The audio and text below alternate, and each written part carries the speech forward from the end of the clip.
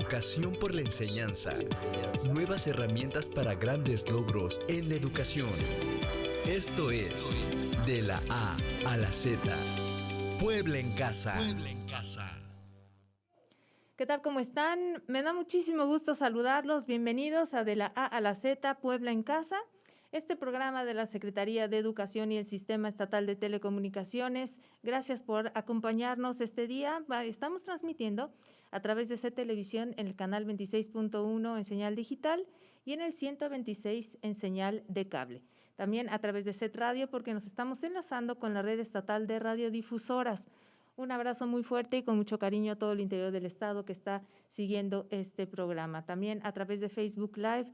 La dirección es www.cep.puebla.gov.mx.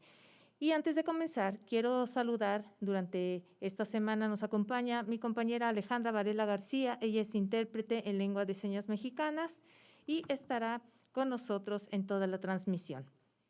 Y fíjense que ahora les comparto estos teléfonos que la Secretaría pone a su disposición por si tienen alguna duda, alguna situación que comentar. Bueno, pues tiene líneas telefónicas de atención y los teléfonos son el 22 22 29 38 20 y 22 22 29 38 25 en un horario de atención de 9 de la mañana a 3 de la tarde. Hay que tener a la mano estos teléfonos por cualquier situación. Y por otro lado, vamos a comentar acerca de este pacto comunitario que es urgente que se quede ya con nosotros, que se vuelva hábitos para seguir adelante, salir adelante y sobre todo conservar la salud, que en estos momentos de pandemia es lo más importante. Vamos a lavarnos las manos de manera frecuente durante por lo menos 20 segundos y con mucha jabonadura, como estamos viendo en pantalla. También vamos a desinfectar y limpiar superficies y objetos de uso común, como por ejemplo el celular, las llaves, lo que tenemos mucho contacto y que estamos poniendo en diferentes lugares. Vamos a mantener nuestra sana distancia de 1.5 a 2 metros, vamos a evitar tocarnos la cara y también utilizar el cubreboca al salir de casa si es que lo requerimos de manera asertiva, cubriendo desde la nariz hasta la barbilla. Y con este pacto comunitario, si me cuido yo, te cuidas tú, nos cuidamos todos. Es un acompañamiento en conjunto. Y vamos a darle la bienvenida ya a nuestras invitadas que amablemente nos acompañan esta mañana y que me da mucho gusto saludar y conversar con ellas de un tema muy interesante. Doy la bienvenida a la maestra Susana de la Torre Reyes, directora de Educación Especial. Maestra Susi, ¿cómo está? Hola Gaby, muy buenos días. Bien, muy bien, gracias a Dios. Un gusto estar acá. Igualmente poderlas recibir. También a la maestra Gabina Ibarra Juárez, asesor técnico pedagógico. Maestra Gaby, ¿cómo le va? Muy bien, muchas gracias Gaby por invitarnos. Un tema que abordaremos y que debemos conocer y difundir son los acuerdos de la 8ª sesión del Consejo Técnico Estatal. Sabemos, ¿no?, como madres de familia, que hay consejo técnico, entonces separan las actividades. Sin embargo, en cuanto a los docentes, es cuando, imagino, más trabajo tienen y se logran acuerdos, hay temas, hay reflexión, etcétera.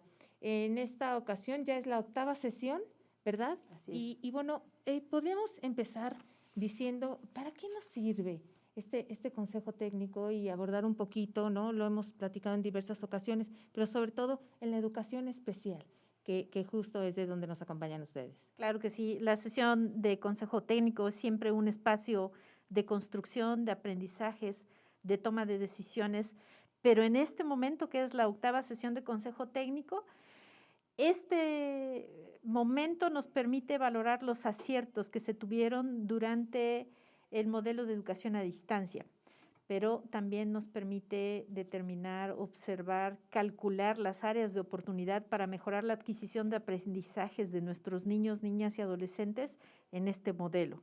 Es un momento de construcción previo al cierre del ciclo escolar y con la mira para que el inicio del ciclo escolar sea mucho más cuidado y con mejores decisiones. Claro, en este sentido es importante mencionar que en las condiciones que se han dado, ¿no? Es importante reflexionar en esta cuestión del acompañamiento emocional, porque no se puede desligar y sobre todo los niños y niñas con los que ustedes trabajan, es importantísimo y es parte fundamental esta cuestión emocional. Para la Dirección de Educación Especial ha sido, y para la Secretaría de Educación también ha sido un eje transversal de significativa importancia. Un alumno, un docente que no está tranquilo, que tiene miedo, que está preocupado, difícilmente va a poder dar el 100 que se requiere. Entonces, la dirección ha diseñado una serie de estrategias para dar acompañamiento socioemocional a los docentes, a los padres de familia y también a nuestros pequeños. Claro, es que estos talleres nos sirven porque nunca dejamos de aprender, ¿no? Podemos tomar alguna instrucción guiada, podemos en el día a día ir aprendiendo y como docentes y como padres transmitir este conocimiento a los pequeños que finalmente es de lo que se trata. Claro, y bien importante aclarar que el manejo de emociones solo se aprende viendo al otro controlar las emociones. Y entonces la dirección diseñó una serie de estrategias con el propósito de que los docentes y los padres sepan cómo atender las necesidades de sus pequeños. Y entonces, de manera muy específica, Gaby nos dirá cómo es que lo hicimos. Pues fíjense que a partir de todo este proceso, ¿no? A partir de esta nueva realidad, ¿no? Que estamos viviendo, algo que hicimos fue diseñar estrategias basadas en talleres, tanto para padres como para docentes. Estas estrategias nos hicieron tener a 695 docentes atendidos, 1,089 padres y madres y cuidadores primarios, y eso se dio en un diseño de 29 talleres. ¿De qué hablamos? Bueno, trabajamos sobre las emociones, ¿no? Como bien decía la maestra Susi, cómo manejo las emociones con mis niños, cómo manejo el duelo, ¿no? Con los niños. Ese fue un taller maravilloso porque lo pidieron los papás, ¿no? Los papás que habían tenido pérdidas muy cercanas nos dijeron, ¿cómo le digo a mi hijo que mi familiar, que la abuela, que al papá, que al tío, que a su maestro no lo va a volver a ver, ¿no? Entonces se diseñó esto basado en su contexto y sus necesidades, estos talleres, y de verdad que alcanzamos un número de papás muy, muy grande, ¿no? Fue realmente para nosotros significativo porque la respuesta era muy buena, ¿no? Hacíamos un taller, se corría la voz y nos pedían ese mismo taller otra escuela, ¿no? Y de repente se corría la voz y se atendía a otra escuela. E incluso había acercamientos de docentes, ¿no? De padres de familia, de dinos a dónde tenemos que ir para seguir nuestro duelo de manera adecuada, dinos con qué terapeuta o a qué asociación podemos llevar a nuestros niños para que trabajen un poquito más de cerca nuestras emociones, ¿no? Entonces, Claro. realmente fue muy, muy A mí bueno. me llama la atención este tratamiento y quisiera que nos compartieran también, sabemos que tenemos estas cuestiones del aprendizaje situado, etcétera, pero estos niños y niñas, cada uno en la individualidad tiene una condición especial, ¿no? No se puede generalizar. En ese contexto, en esa situación, ¿cómo tratar a los pequeños para darle una noticia de esta índole, para ser asertivos, porque muchas veces no sabemos cómo tratarlos, necesitamos conocer y también tener una instrucción, pero de suyo dar una noticia así a una persona regular es difícil. Entonces, para estos chiquitos, ¿cómo podemos hacerlo? Cuando nosotros recibimos la noticia de la pérdida de un ser querido, o de la pérdida del trabajo, o de alguna situación que implique la pérdida de mi vida normal, todos pasamos por una serie de etapas distintas, ¿no? Primero la sorpresa, luego la tristeza, luego el enojo y luego la aceptación. Si de común para nosotros es difícil, es mucho más complicado para los niños con alguna condición, con alguna discapacidad, entender que nunca más voy a ver a mi ser querido, que a partir de la pérdida del trabajo de papá, pues disminuye mi calidad de vida, es decir, ya no voy a tener la posibilidad de salir o de comer algo que a mí me gustaba mucho porque el recurso económico no es suficiente.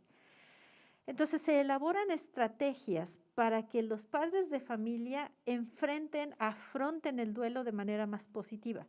Es decir, idealmente el duelo tiene que resolverse en un año, Claro, pero podemos acompañar terapéuticamente con sugerencias. A veces estos rituales que nosotros realizamos ante la pérdida de un ser querido rezar el rosario, levantar la cruz, todo esto que nosotros hacemos nos sirve para reconciliarnos con la idea de muerte. Pero también es importante que el papá entienda que es un proceso normal, que todos vamos a llegar allá. Quizás es lo más seguro que tenemos en la vida, la muerte, ¿no? Claro. Pero podemos vivir la vida con mucha angustia y pensar de qué me voy a morir, o hacer lo necesario ahora para que mi calidad de vida sea mucho mejor y enfrentar la muerte como algo que es inevitable. Y entonces, sabiendo que me voy a morir, puedo vivir mucho mejor. Claro. Si yo lo entiendo, es mucho más fácil decirle a mi niño, ya no lo vas a ver, pero papá, mamá, abuelito, está en tu corazón. Ahí lo sientes. Para esto, no solamente los talleres, ¿no?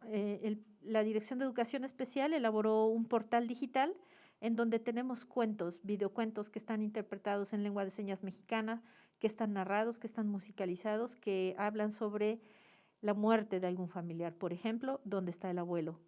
Quizás también el cuento de Jackie la muerte. Jackie la muerte, para las diferentes edades, ¿no? En donde le decimos al niño, no lo vas a ver, pero vive en ti. Finalmente decirles a todos, ¿no? Que ante la pérdida de un ser querido, nadie muere sino hasta que uno lo olvida. Exactamente, eso es lo más importante. Y seguimos hablando de las estrategias, maestra Gaby, porque estas habilidades adaptativas, habilidades socioemocionales, recordando que un cerebro con miedo, pues será incapaz o le costará mayor trabajo el aprendizaje. Entonces, en este sentido, háblenos de sus talleres, por favor. Fíjese que algo que hacemos mucho hincapié, no solamente con los maestros, sino con los papás, que todo lo que le queramos enseñar a nuestros niños tiene que ver con la manera en que lo hacemos. Una y otra es cómo nosotros abordamos de acuerdo a su edad, ¿no? Yo siempre les digo, no puedes enseñarle al niño algo que no te va a entender porque debe ser muy concreto, porque aparte los niños aprenden más con acciones directas sobre los objetos, aprenden más cuando lo viven, cuando lo ven, ¿no? Estas estrategias tienen que ver también con el estado anímico del padre, ¿no? A eso lo trabajamos mucho, del padre y del docente. De hecho, teníamos un taller que se llamaba Educación Socioemocional de los Niños desde el docente. Primero yo lo expreso, ¿no? El niño lo ve y puede ejemplificarlo. Y siempre hicimos también en ese sentido hincapié, en que en el momento en que un niño, ¿no? En nuestro caso, de educación especial y cualquier otro niño normotípico, no quiera seguir trabajando, no quiera que, en el momento en que él ya le empieza a doler el estudio, ya deja de ser estudio, ya deja de ser aprendizaje, ya deja de ser un momento grato para el niño y se convierte en un momento de sufrimiento que te va a quedar para toda la vida, ¿no? Entonces, yo les digo, en cuanto empieces a ver resistencia, detente. Detente y juega con la pelota un momento, dile, ven, vamos a pelar los tomates para la salsa, vamos a darle una vuelta al patio y regresamos. Si él está tenso, va a aprender en ese proceso de tensión lo que quieren que aprendan, pero después va a resultar negativo y va a decir, yo no quiero volver a leer un libro porque a mí me hicieron llorar cuando que tenía yo que leerlo, ¿no? Tiene que ser más en el juego, basado en el juego, acción Más directa. lúdico. Claro, acción directa sobre los objetos, más emocional. Sirve más un apapacho en el momento de estar aprendiendo a leer y escribir que el forzarlo a que agarre el lápiz bien, ¿no? Puedo enseñarle a agarrar el lápiz bien jugando, ¿no? Jugando con masa, jugando con piedras, con pinzas, Texturas. ¿no? Claro, ¿no? Que forzándolo a que agarre las cosas y llevándolo a una experiencia negativa emocionalmente hablando, ¿no? Ahora, la cuestión es de psicomotricidad fina, gruesa, que se toman en los niños regulares. En educación especial, estas estrategias, ¿cómo van? De vital importancia favorecer actividades de psicomotricidad gruesa y fina. En el dominio de mi propio cuerpo, puedo ir entendiendo la ubicación espacial, arriba, abajo, adelante, atrás, a un lado, al otro, derecha, izquierda. Habemos muchos adultos que es la derecha y la otra derecha. ¿Por qué? Porque no la consolidamos. Así es. Porque priorizamos el escribir, el hacer planas, el hacer ese tipo de trabajo y no darle al niño, por ejemplo, una actividad como el fútbol, como el béisbol, como las artes marciales, como la danza. Si quiero que mi niño consolide lectoescritura, Si lo meto a una actividad de danza, por ejemplo, en donde se pone en juego equilibrio, ritmo, seguro el niño aprende a leer y escribir. Pero tenemos que ir fortaleciendo esto porque además los niños que se acercan a actividades deportivas y culturales tienen un mejor estado de ánimo. Son capaces de autorregularse desde la respiración, por ejemplo. Por eso es tan importante que los niños corran, se arrastren, bailen, canten, recorten, rasguen, porque a partir de ahí van calculando la fuerza, la coordinación, el ritmo, el escuchar cuándo tengo que entrar, cuándo me tengo que parar, en qué momento hago un movimiento. Esto es importante. De tal manera entonces que los aprendizajes relevantes van muy asociados a dominar mi cuerpo, a saber cuándo tengo que respirar profundamente. Si respiro profundamente, oxigeno mi cerebro. Si oxigeno mi cerebro, las emociones son menos intensas. También decirle al papá que las emociones de él son importantes para el niño. Un papá estresado lo transmite al hijo. El niño empieza a tensarse. Si estamos tensos todos, ¿a dónde vamos a ir? No, está tremendo, claro. Y en esta autorregulación de la conducta, me parece que es importante que, bueno, con el ejemplo, ¿no? Ya mencionábamos acerca de los padres y madres que también en una realidad, pues han tenido que salir a trabajar, han tenido que hacer otras actividades, convertir la escuela en una casa y seguir diferentes lineamientos. Pero ya que mencionamos ahora la época de pandemia, también en esta octava sesión del Consejo Técnico Estatal se llegaron a algunas reflexiones, algunos pensamientos, porque es una situación que no se había dado, una situación atípica. Así es. Me parece que uno de los acuerdos más importantes en el contexto del Consejo Técnico es que se permite un trabajo académico con gran sentido humano. El hecho de conocer la realidad de los niños, las niñas y los adolescentes impulsa al colectivo docente a favorecer valores como la empatía, como la solidaridad, el respeto, la paciencia, y así podemos nombrar muchos otros más. No solamente en el Consejo Técnico se hacen toma de decisiones o se elaboran programas escolares de mejora continua, es una unión y creo que todos, sobre todo en educación especial, hemos llegado a la conclusión de que sí es cierto, nadie afuera, nadie atrás, de que tengo que acompañar al que se me está quedando rezagado, al que tengo que apoyar, a que además tengo que reconocer que soy un ser humano y yo también necesito del acompañamiento. Me parece que en las grandes situaciones graves, solo la unión hace la diferencia. Esta unión de la cual habla y que se requiere en todos los sentidos, en las áreas de trabajo, en las instituciones académicas, en la familia, ¿no? En el seno familiar. Esto se destaca de una manera muy especial y sobre todo con estos niños y niñas que muchas veces son más sentimiento, más corazón, más vivencia. Te pueden dar mucho más lecciones de las cuales tú les puedes dar a ellos, ¿no, maestra? Sí, siempre, fíjate que nosotros, y lo venimos platicando, aprendemos muchísimo más de nuestros niños, de repente que nosotros, de lo que, obvio, les vamos a aportar muchas cosas, pero aprendes muchas cosas de la vida. Te enseñan mucha resiliencia, te enseñan mucha fortaleza, te enseñan que de verdad no hay un límite, ¿no? Que de verdad los límites te los pones tú. Y a veces eres infeliz, ¿no? Con cosas que tú tienes y que otros serían, de verdad se sienten bendecidos, ¿no? En este caso, ellos, ¿no? Tener la movilidad, tener el sentido de la vista, del oído, es una bendición lo que nosotros tenemos. Y a veces no valoramos. Y no lo valoramos, claro, hasta que no lo vemos con ellos y cuando de repente nosotros llegan con nosotros a evaluación y los vemos, decimos, Madre de Dios, porque aparte de su discapacidad traen alguna situación de vida, Claro. ¿no? Y eso te hace cuestionarte como docente y creo que eso es lo que hace que muchos de nuestros docentes de educación especial den, de verdad, cosas maravillosas.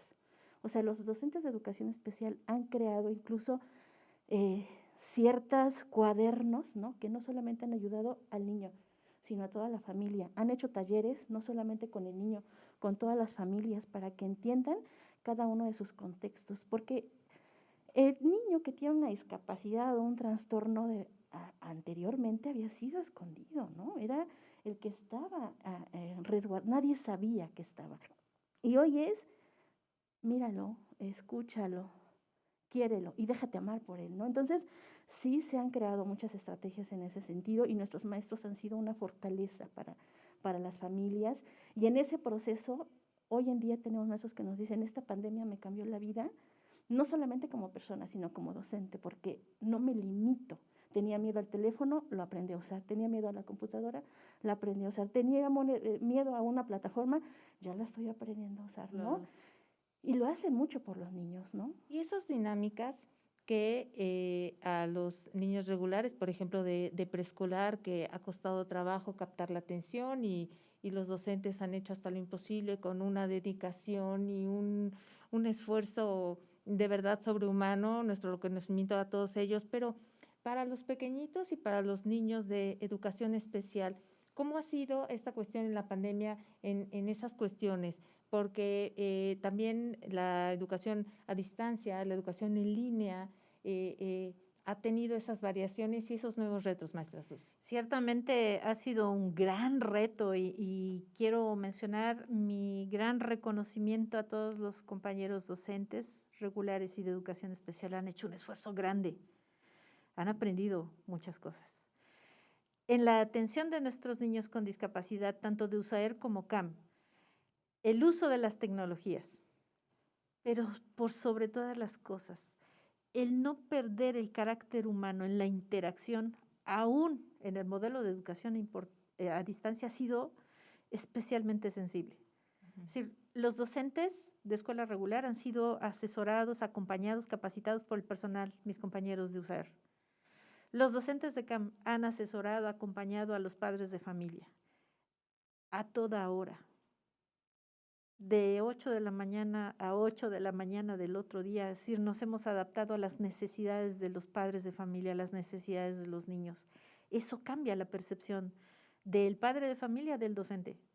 El niño siempre ha sabido lo importante que es su docente. Pero es ahora cuando el padre de familia dice, sí, es cierto, me atiende a las 11:30 de la noche. Entonces, saber que el niño no tiene internet, que no tiene un teléfono inteligente, no importa, elaboramos, en el caso de los niños de educación especial, un cuadernillo de acuerdo a sus características y con los aprendizajes relevantes. Es importante que el niño aprenda álgebra, pero es más importante que sepa cómo resolver una situación problemática de la vida cotidiana, que sepa preparar alimentos, que sepa cuidar de sí mismo, que sepa reconocer sus emociones, que sepa reconocer las emociones de los demás, que sepa cuándo tiene que pedir ayuda, cuándo no.